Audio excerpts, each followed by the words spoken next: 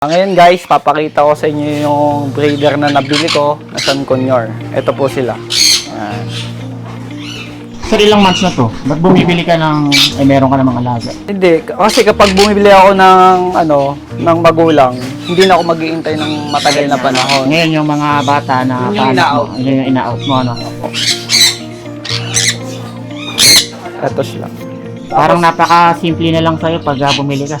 Yung ano na to, ngayong after 2 months. Sa GCC ba, sir? Mga ilang months bago mangitlog ka ba? Meron din tayong, kung sa African, merong opaline, sa ringneck. Meron din opaline. Oo.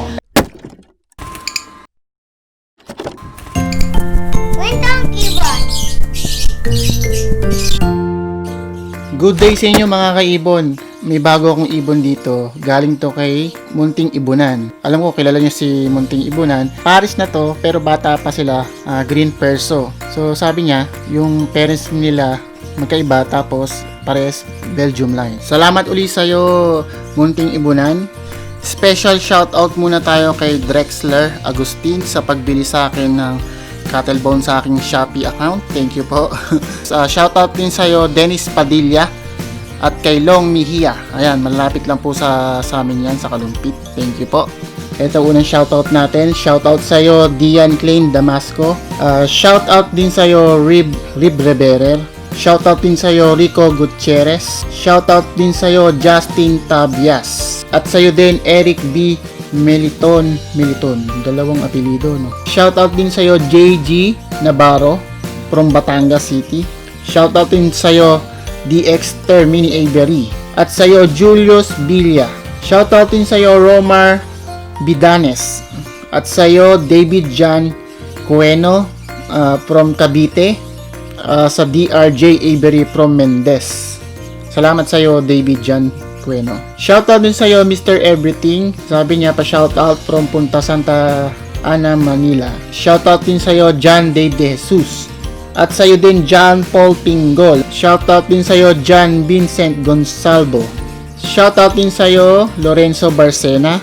At sa iyo Barbero Galvez from Lipa, Batangas. At sa iyo Malayang Lovebirds, shoutout sa iyo. Lagi daw siya nanonood ng Kwentong Ibon. Salamat po. Ron Makwana from Pasig. Salamat sa iyo Ron.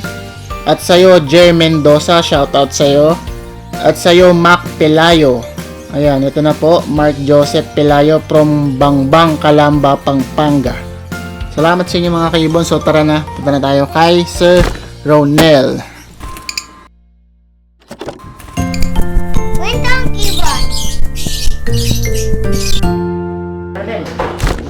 Okay naman, ngayong araw na to, papakita ko sa inyo yung mga iba't ibang klase ng ibon na matatagpuan dito sa pamamahay ko.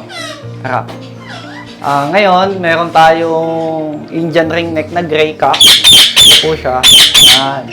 Tapos meron akong albino cock. Meron din tayong, kung sa African, merong opaline. Sa ringneck, meron din. Oo. Ito yung opaline na ringneck. Yung kulay gray, sir. Yung blue po. Ayun, yung nasa gitna. Yung pastel blue ba tayo dyan? Oo, yung parang pastel blue siya. Para pinagtirahan lang siya eh. Meron din tayong rainbow. Ito yung, ayan. Ito yung rainbow. Meron din tayong turquoise. Yan. Parang green. Turquoise blue. Kak yan, kak. Yan. Nabili ko yan kay Dong Bayani. Taga Bulacan, sir? Tiga Pampanga po. Yung magulang niya, violet. Yan. Tapos ito, mga paano ko na to. Yan. Big time ka Hindi naman tayo big time. Tapos meron din tayong mga nandito sa taas na ibon. So ngayon guys, papakita ko sa inyo yung mga breeder ko. Ng mga violet, tsaka clear tail. Yan, papakita ko ngayon sa inyo. Yan. Ito si violet cock. Ito yung turquoise hen. Parang isa, sir. Oo, parang isa lang siya. Yan, sobrang ganda niyan. Sa secret and price, sir. Secret price. So kung gusto niyo malaman yung price, PM nyo lang po siya. PM nyo na lang po. Talagay ko po yung... Pero hindi ko po ito binibenta, yung mga stock ko lang po yun. Yung mga nasa flight lang Ito po. mga iba, pag type nyo itong isang unang pinakita namin, PM nyo lang po siya, ilalagay ko po yung description, ay yung link ng Facebook nyo. Sige po. Tapos, ay pumapasok na kasi sa loob yung ano eh.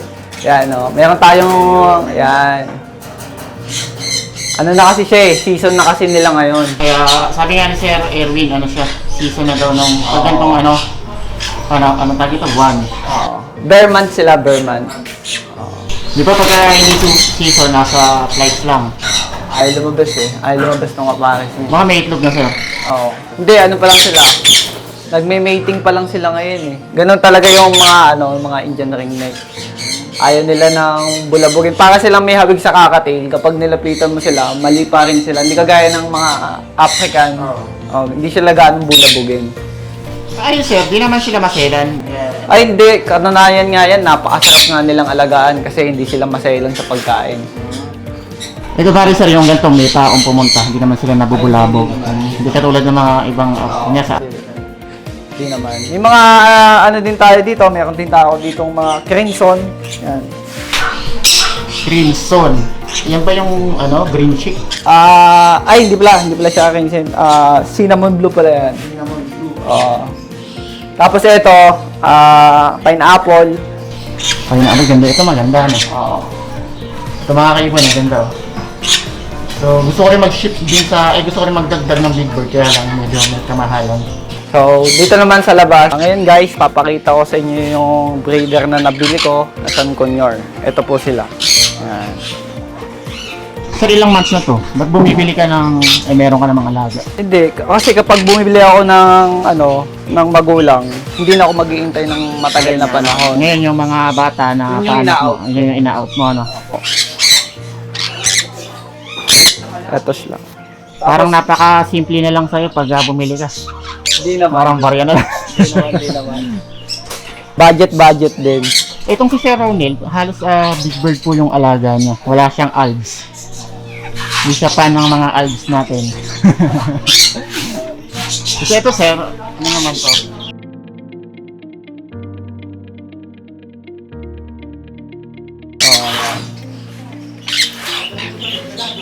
So, kamag-anak din siya ng San Conor. Ay, hindi sila. Para siyang lorry. Bali sa Pilipinas yan, original o Ano siya, galing ng bansa sa sila. ibang bansa na sa ganda, no? Nag-aanak na din po yan. Sa ngayon hindi pa. Eh, paano mo itong mga yung dalawa na to? Ito kasi, handpid ko kasi to. Yung dalawa na to. So, yan yung mga ina-out mo. Ina-out ko. Nag-out ako. Parang red factor na rin siya, no? Mapula siya. Pula siya. Pero ano siya, white big kasi. Nung bata kasi siya, yung tuka niya, kulay puti. Pero ngayon, nung siguro mga 1 year na, yung tuka niya, may konti na lang yung puti. Nag-black. Nag-black siya, no? Pero okay, ganun ba talaga dapat black? Kasi yung iba niyang kapatid, ganun. Yung iba niyang kapatid, puti yung puti yung tuka. Pag white beak ang tawag dun. Pagka ganyan black, Hindi ko siya ma-ID pa eh. hindi pa, wala pa, no? Medyo matagal din pala yung nila, no? Pero ngayon, pang sa akin, normal na lang din siya. At tapos dito naman sa baba, yan, ito yung red factor. May paanak yan.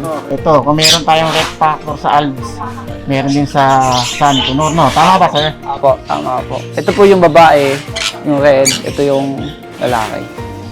So, pwede mo ba ipaliwanag kung bakit siyang tinawag na red factor? Kasi yung normal kasi, makikita natin, parang ma-orange lang. May orange, may dilaw. Yung iba kasi, pagka mapula yung likod, sabihin, tapos yung iba, dibdib. Depende kasi, meron kasing red factor na hindi maganda yung pagkakapula niya. Mga ganun. Ito, maganda to, di ba? Boss, quality po yan. May paanak po ako niyan, 3 peraso. 3 piraso do. So, ang daming nag-aantay ngayon, ano? Ayaw nag-aantay. Mamaya po, papakita ko po sa inyo. Pera kayo, pa-reserve na kayo. Yan. So tayo, si Kwentong Ibon, maghirap lang. Hindi, okay lang yan. Ano lang, basta payo ko lang sa inyo, pagka mag-start kayo mag-ibon, tiyaga lang. Ganun lang. Kasi, pagka talo inip dyan sa pag-aalaga ng ibon. Pagka nagmamadali tayo, Gusto natin, pagkabili natin, mga 1 linggo, mag-breed na agad. Kaya nga, di ba, ganun gusto natin. ganun. Baka madisgrasya pa yung ibon. Pwedeng, siyempre, kapag gusto natin i-breed yung ibon, gusto natin kung ano yung hahanap tayo sa Google, ng kung ano-anong pagkain, ganun. Maaari silang mapahamak. Ganun. Kaya, pag bumili tayo ng ibon, lagi nating tatandaan, check natin yung ibon, yung quality, tapos tatanong natin kung ano kinakain nila, ganun. Para hindi tayo madisgrasya. Halip na nakatipid ka, lalo ka pang napasama. Tama, sir. Ito naman, sir, may nakita akong kulay green. Ito naman, green GCC ang tawag dyan. GCC. Bakit siya tinawag niya GCC? Shortcut lang yun, shortcut. May pang SC, di ba SC, San Conyor. Ito, GCC, Green Check Conyor. Parang GCC sa ano yun Parang lugar yun, di ba? Sa GCC tayo meet up. Ito naman, ito yung normal. Yan. Yung isa naman, red-sided yung isa. Mga breeder po yan. Ano to? Padalawang clutch na to ngayon sa akin. Yung ano na to, ngayong after 2 months. Sa green, sa GCC ba, sir? Mga ilang months bago mangitlog siya ba? Maging ano? Depende kasi, yung iba kasi 2 taon. Pagka maganda yung maganda yung setup, tsaka lagi kang malinis sa pagkain, tsaka hindi bulabog yung ibon. Siguro mga 1 year mahigit lang. 1 year mahigit magbe-breed na sila. Ganun. Tsaka sa mga gantong ibon, kailangan talaga naka-DNA talaga para sure na magbe-breed. So marami ka na, sir, na pa-anak na ganyan? Madami na din po ako na-ibenta na. Ito, sir. Ito, red factor din ba yan? Ay, hindi. Normal lang sila. Normal. So, parang hirap tawagin normal kasi napakaganda. Opo. So, nagbebenta ka rin ng handfeed na ano? Opo. Kaya lang po, ngayon po, medyo po mataas po yung benta ko Hindi kagaya dati. Dati kasi nagbebenta ako 5K hanggang 4-5. Misa kasi pagpakyawan, ganun ang presyo. May papel na yun, sir. May konting addition na lang on. Kasi syempre, mahal din kasi papapel, di ba? Opo. Mahal din po. Pero hindi naman ako nagbebenta ng walang papel. Oo, kasi bawal. Saka di rin bibilin. Mahirap na. Yan, ito Ano ka parang ang ganito, sir? Hindi pala parang. Sobrang ganda. Ito, pabo. Ito, ayan. Lutino tsaka Rubino. May Lutino rin sa ganyan. Ito yung GCC dito. Ay, iba po yan. Iba siya. Oo. May alang ulo. Para siyang parekit na pinalaki. No? Lagay ko pala yung ulo. Ganun nga mismo. White fish yung isa. Kasi ito, sir, meron ka pa sa baba. Yan yung black cap din. Black. Black. Kasi parang nakapagdala siya. Matagal na rin sa'yo yan, sir. Matagal na po yan. Ang ano na ito, breed siguro nasa 5 years 5 years bago siya mag-breed. Tansya ko lang kasi ito magugulang na tong iba na to Siguro ito nasa 3 years up mahigit na Pero yung iba kong kabarkada, nakapag-breed sila ng ganyan, pero mga edad 3 years, 4 years. Ganyan. So matagal pala mag-aantay pag yung ano. Basta mga big bird, talagang matatagal. Ang San Conyor, 2 years mahigit yan bago mag-breed yan. Pala kung gusto mo talaga alaga, ngayon pa lang pala may alaga ka na. Ganun. Kung gusto mo lang makamura, handfeed, ganun. Nabibreed din naman kahit handfeed Pero may posibilidad ba na mamatay pag na-handfeed mo? Hindi naman. Oo naman, depende kasi sa formula. Depende sa pinakakain natin.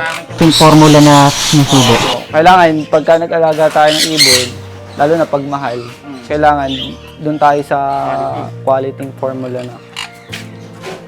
Yan, may tinda din akong formula. Ano, sir, yung formula mo?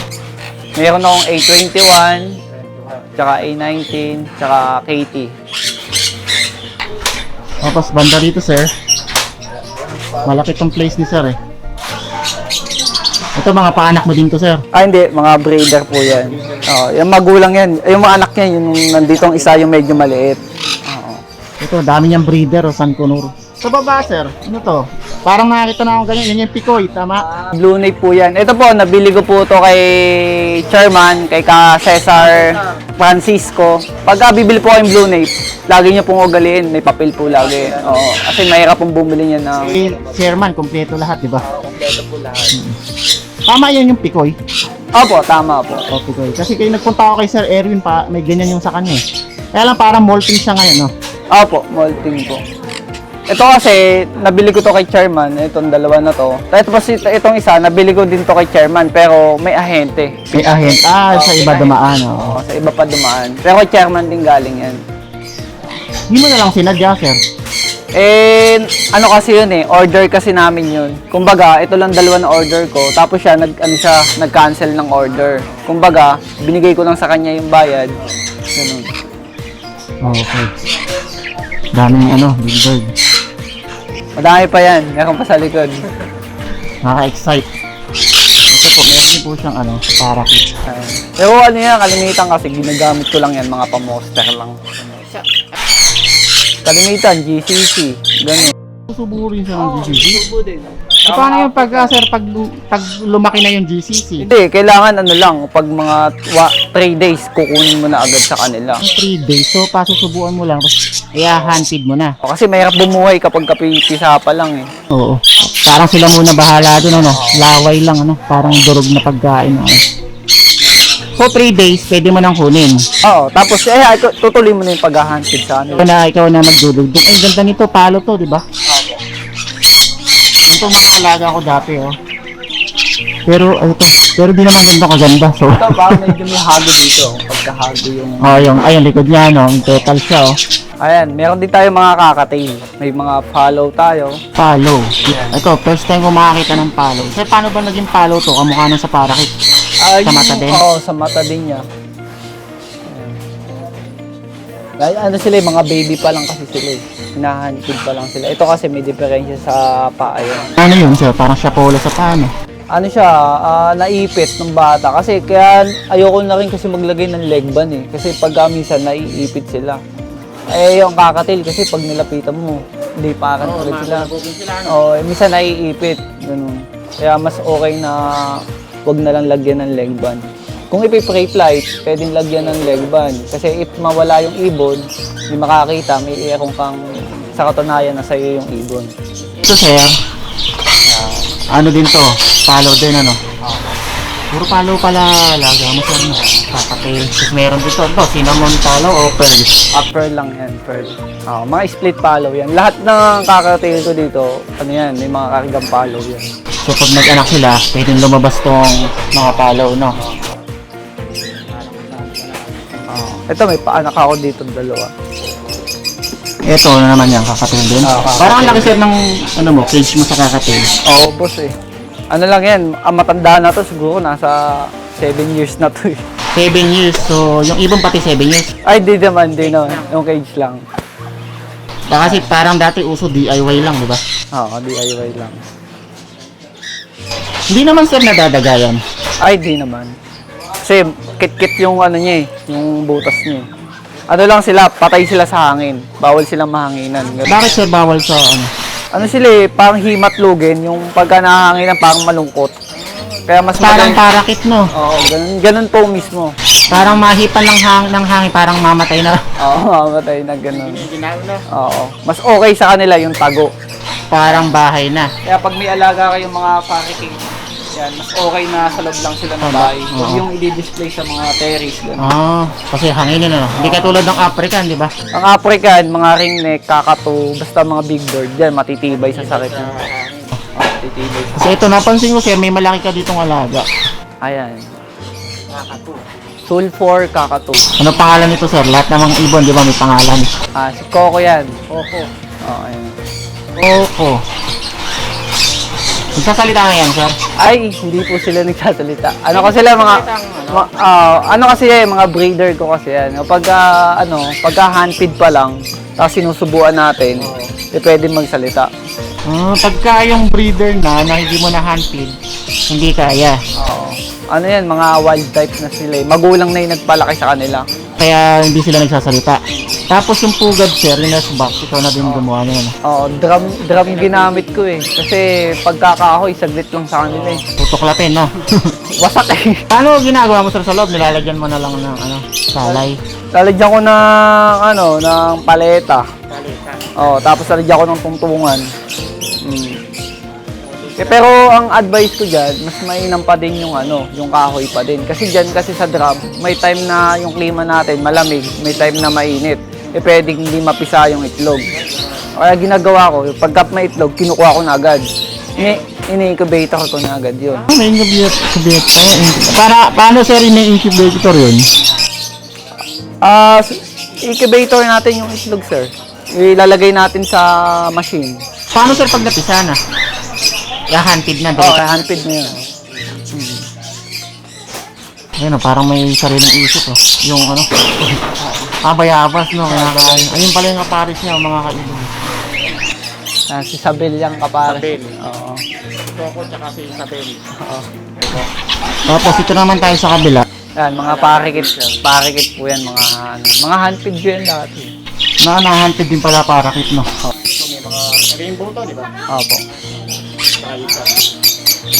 Dito mga temperature no. Opo. Ito may alps din siya. Siguro baka mga split doon palo to. Hindi naman. Medyo mahal yun, masakit masyado yun. Kaya mo yun siya dahil yung big bird eh. Tapos dito po, mayroon din siyang mga... Ito, may Macau ako dito. Macau. Hans Macau. Yan, nabili ko to kay Boss Manny Balyada. Yung Boss Manny. Taga saan niya, sir? Taga, Santa Maria. Okay. Handpid ko yun. Ba't wala sir na nasa back? Hindi, handpid to po ito. Handpid pa yan? Ano lang to eh.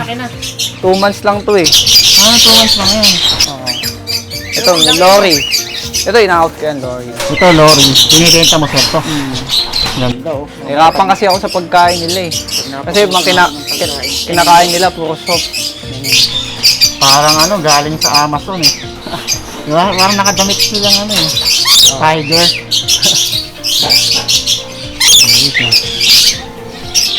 Kasi ito, kakatayin. Kasi ito, sir, in-out mo to, Apo. Pagka may interesado kayo dito, sir, PM nyo lang po si Sir Roddy. Yung link niya ng Facebook nasa baba. Tapos dito, Filipino. Apo. Tama, yun. Medyo meron pa ako sa kakatid konti. Kasi ito, sir, mga paanak mo na to. Apo, paanak na yan. Meron din San Conor, San Conor ba yan, sir? Apo, something na. Ayun. Galing to kay kay Kuya Erwin Hular. Erwin Hular. Oo, yung... Oo, yung interview natin, no? Isang piraso. Nabili ko lang. Baka yun yung anak ng Red Factor. Nakita ko kayo nagpunta ako may Red Factor. kapatid po yung Red Factor. Ayun nga siguro. Anak niya. Nakakita akong dalawang inakay ata yun. Ito yung nakita mo kay Kuya Erwin.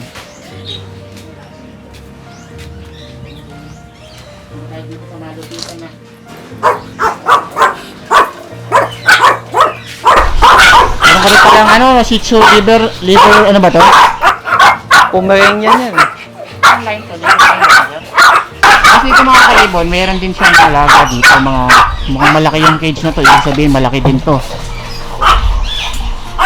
Ayun nga, malaki nga, parang melon. Ay, kamukha na kay Sir Erwin. Babae po yung asamin parehas eh. Naghahanap po ako ng lalaki po niyan. Baka po may makita kayong lalaki. Lalaki na ganito. Kailangan mo ng ganyang lalaki, sir, no? Si Sir Erwin Hular ba? Wala po. Babae din po yung sa kanya eh. Babae din. Ito yung niya, yung purge niya. Sumasayaw siya, gumagano-gano siya. Kaso, mabilis lang nasisira lagi sa... Nangat-ngat, no? Ang laki. Hindi ba yan, sir, yung katulad na nandoon sa isang mga alaga? Ay, hindi. Ito ang tawag dito ay mulukan kakatu. Tulukan, kakatu. Yun naman, sulfur kakatu. Tulpo? Sulfur. Sulfur. Kung merong sulfur tsaka mulukan, meron din tayong umbrella. Umbrella. May mga club pa pala to, Umbrella Club. Medyo siya, nagpapalugod. Ay, iba na yung sura niya, parang tawag dito, yung tuka niya mas malaki. Oo. Yan. Hello. Masyadong kita.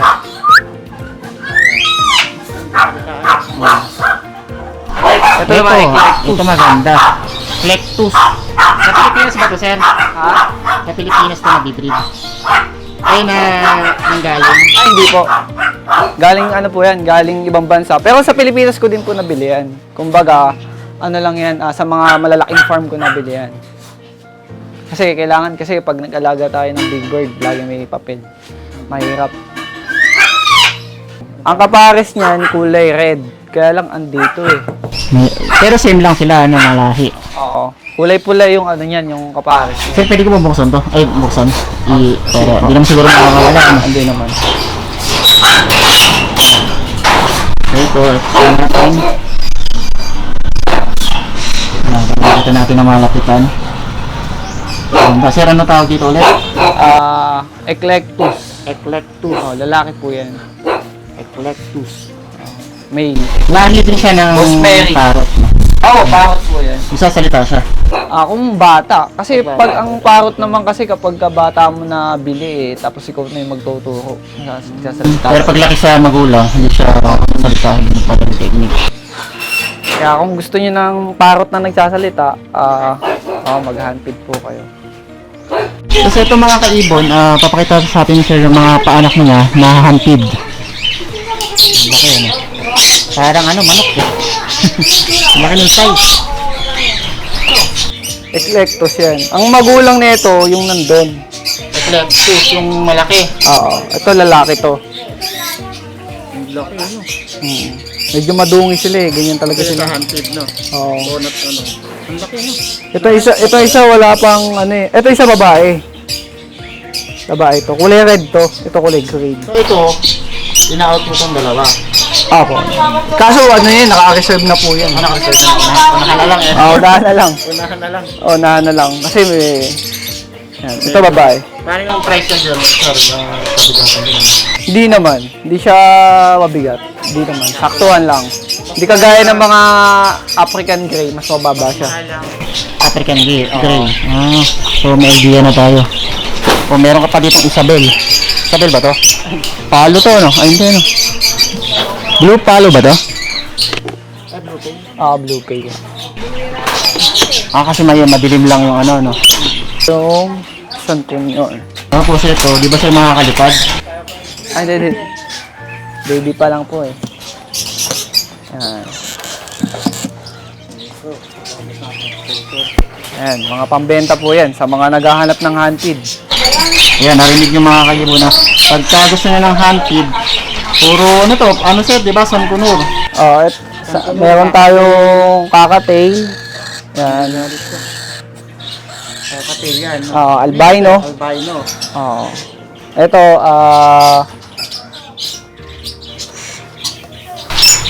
Pearl? pearl siya pero pula mata niya eh. Di palo din yan. Follow. Yan, follow. Tapos ito yung anak nung kanina Red Factor. Ito na yung ano. Ayan. Malamang naka-reserve na rin yan. Teka lang sir. Ay, hindi pa naman. Ito naka-reserve. Di ba? Ito, ang ganda. So paglabas niya, parang yung parents niya, pulang-pula yung dibdib. Oo. Ito naman isa, nagpi-50-50 pa ako dito sa isa na to eh. Hindi ko alam kung Red Factor siya kasi madilaw siya. Makikita natin, wala siyang berde, puro dilaw lang sa lahat. Pero anak siya ng Red Factor. So kung hindi siya mag-Red Factor, split na. Hindi po na-split ng Red Factor. Wala po. Pagka hindi nag-Red Factor, anak lang siya ng Red Factor. Paano ako man lang din? Ala. So available mo yan sir, puro Sankunur no, saka isang Red Factor, kakatail. Ayan. Dami. Ngayon po, ang may papayo ko lang po sa inyo, pag po mag-aalaga tayo ng mga big bird, lagi po nating titingnan, check natin yung ibon kung healthy, para hindi po tayo namamatayan ng ibon. Saka unang-una, huwag natin silang titipidin sa pagkain. Huwag tayong bibili ng tigti 300, 400 na formula, lalo na kung ang ibon mo ay nagkakahalaga ng mga 20,000, 30,000, ganun. Masasayang lang. Ganun. So, pagka may may nagustuhan kayo sa mga pinakita ko naming video, yan, pwede nyo akong i-PM, baka magkasundo tayo. Yan. PM nyo lang siya mga kaibon na. Alam ko maraming may hilig dito ng handfeed. Apo. Ayan. Thank you po. Thank you mga kaibon.